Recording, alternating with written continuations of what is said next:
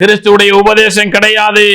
1 கொரிந்தியர் 1:18 சொல்லுகிறது, சிலுவையை பற்றிய உபதேசம் கெட்டு போகிறவர்களுக்கு பைத்தியமாய் இருக்கிறது. இதை கேட்கிற உங்களுக்கு ஒருவேளை இது பைத்தியம் பேசுது, ஆமா உலகத்தை நல்ல சந்தோஷமாய் அனுபவிக்கிற விட்டுட்டு உலகத்தை விட்டு வேறு பிரிக்கப்பட்டவர்களாய் வாழணுமா? வசனத்தை அப்போஸ்தலர் நடபடிகள்ல 2:40 இன்னும் நிறைய வசனம் என்னாகமத்தில எல்லாம் எடுத்துட்டு வாயில வந்ததெல்லாம் என்ன செய்யறான், உனக்கு அனுபவிக்க முடியலன்னு போய் தொலை. நாங்க என்ன செய்ய போறோம்? நாங்க உலகத்துல லவோதிக்கா சபையை மாதிரிதான் வாழ்வானா. எங்க போறீங்கன்னு கேட்டா, சபைக்கு போறேன் ஐயா, சாட்சியோ இல்லை ஐயா, ஊழியம் செய்றேன் ஐயா,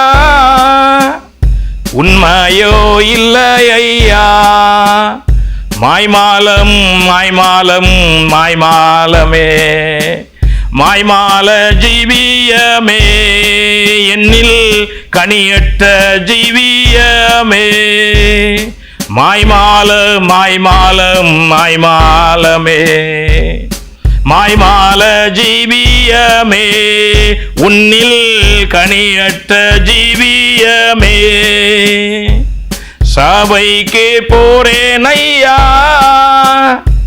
சாட்சியோ இல்லை ஐயா, ஊழியம் செய்றேன் ஐயா,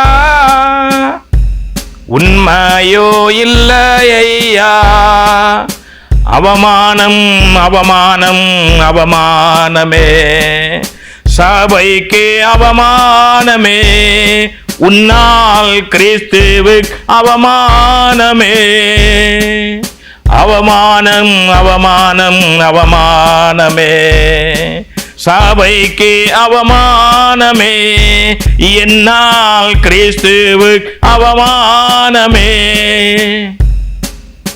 சபைக்கு போறமா, சாட்சி கிடையாது, ஊழியம் செய்யறமா, உண்மை கிடையாது, மாய்மாலம் ஏமாத்து.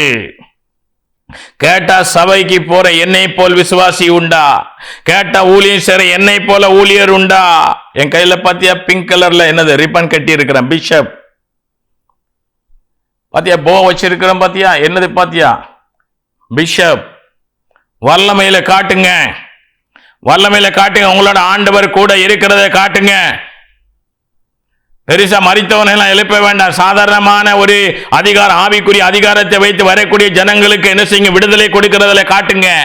பிசாசு பில்லி சூனிய மாந்திரிகத்துல இருக்கிற ஜனங்களுக்கு தனிப்பட்ட நபரா நின்று உன்னோட ஆண்டவர் இருக்கிறார் என்கிறத நீ என்ன செய்ய, விடுதலையை கொடுத்து காண்பி.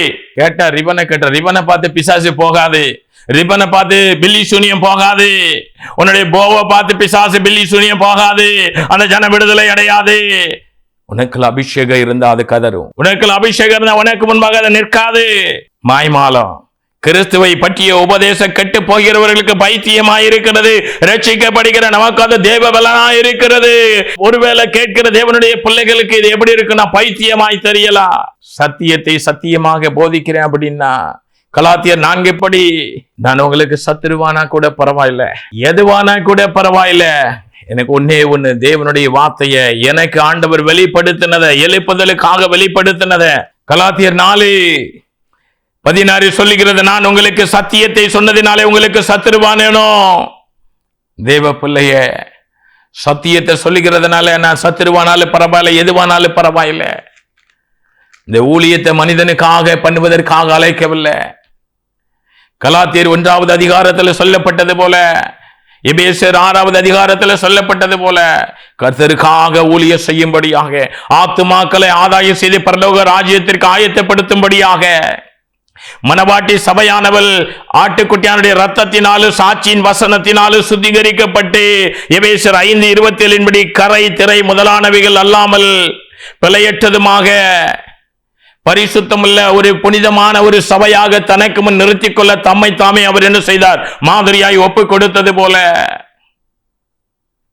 தேவ பிள்ளையே, இன்றைக்கு ஆண்டவர் மனவாட்டி சபைய, மணவாளன் என்ன செய்ய போறாங்க, திருமண நாளுக்காக கடந்து வர போகிறாங்க.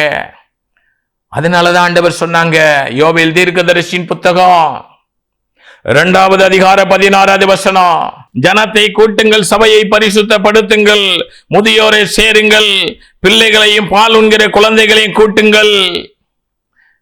மணவாளன் தன் அறையை, மணவாட்டி தன் மனைவை விட்டு புறப்பட போகிறார்கள்.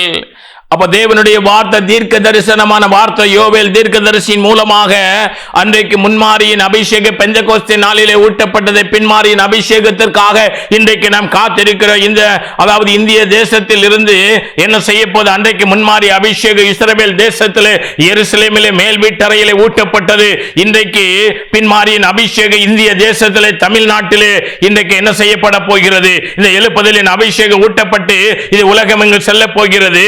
இதெல்லாம் தெரிந்தபடினால் தான் இன்றைக்கு சாத்தான் என்ன செய்கிறான் அப்படின்னா, தமிழ்நாட்டில் இருந்து இந்த பின்மாரியின் அபிஷேகம் முன்மாரி பின்மாரி ஊட்டப்பட்டு இந்த கடைசி நேர எழுப்புதல் நடக்க போகிறது என்பதை சாத்தான் நன்றாக அறிந்தபடியினால் இன்றைக்கு இந்த தமிழ்நாட்டில் இருக்கிற சபைகளை சாத்தான் என்ன செய்து கொண்டிருக்கிறான் என்றால், ஒரு நூதனமான லூசிபருடைய இடி இசை முழக்கத்தினாலோ பாடல்களினாலோ, அதாவது நேற்று பெய்த மலையிலே இன்றைக்கு முளைத்த காளான்கள், இன்றைக்கு பாருங்க இயேசு கிறிஸ்துடைய வீடு சகல ஜனங்களுக்கு ஜப வீடு.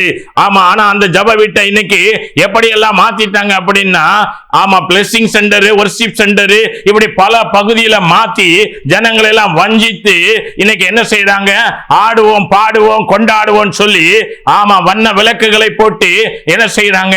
ஆடி மகிழ்ந்து கொண்டாடி பாடி திண்டாடி பரலோகத்தை இழந்து, அது மாத்திரமல்ல ஆடுகிற வேலையில தன் சாலை விட்டுட்டு அதுக்கப்புறம் சாலுக்காக தேடி அலைஞ்சி திரிஞ்சு அங்கேயே மயங்கி விழுந்துடுறா. ஆமா, கேட்ட ஆட்டமா என்னது பாட்டமான்னு சொல்லி ஆடுவதற்கு தேவன் இங்க என்ன செய்யல? தன்னுடைய சொந்த இரத்தத்தை சிலுவையில கொடுக்கல. யாரா இருந்தா என்னங்க? யாரா இருந்தா என்ன?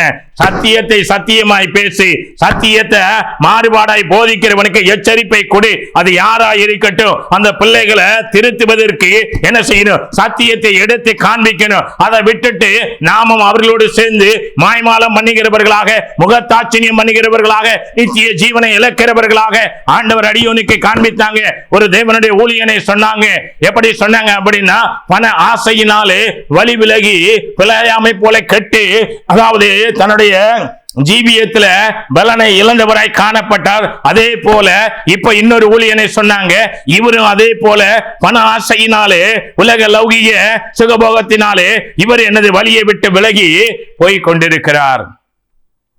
அப்ப தேவ பிள்ளைய, இதெல்லாம் தீர்க்க தரிசனம். இந்த தீர்க்க தரிசன டைரியில பேர் இருக்கும், ஆனா இப்ப பேரு சொல்லல. சரியா? ஆமா. ஏன் அப்படின்னா, இந்த இடத்துல குற்றப்படுத்த நான் விரும்பல. தனிப்பட்ட பகுதியில சொல்லக்கூடிய நாட்கள் வருமா? வந்தா சொல்லுவேன். யாரையோ எனக்கு என்னது அவமானப்படுத்துவதற்கு அதுக்கு நீ அழைச்சிட்டு வரல. எச்சரிப்பின் சத்தத்தை கொடுக்கிறேன் அப்படின்னா தெரியும், அவங்களுக்கு தெரியும். அவங்களுக்கு எப்படி சாலமோனுக்கு ஆண்டவர் கிபியோன்ல எச்சரிப்பு கொடுத்து அவன் அதை கேட்காம விழுந்து நாசமா போனானோ, அதே போல இது கேட்காம போறதுக்கல்ல, ஏற்கனவே ஆண்டவர் சொல்லி இருப்பாங்க. நம்ம என்ன செஞ்சிருப்போம்? உலக லௌகிக உலக சுகபோகம் நம்மளை மாய்மாலம் நம்மளை என்ன செஞ்சுட்டு அப்படின்னா, நம்மளை தேவனை விட்டு வழி விலக பண்ணி நடத்தி போகுது. இதை ஒருவேளை பார்த்து இந்த எச்சரிப்பின் சத்தத்தை நம்ம கேட்கிறோமா? மனம் திரும்பி கொள்ள வேண்டும்.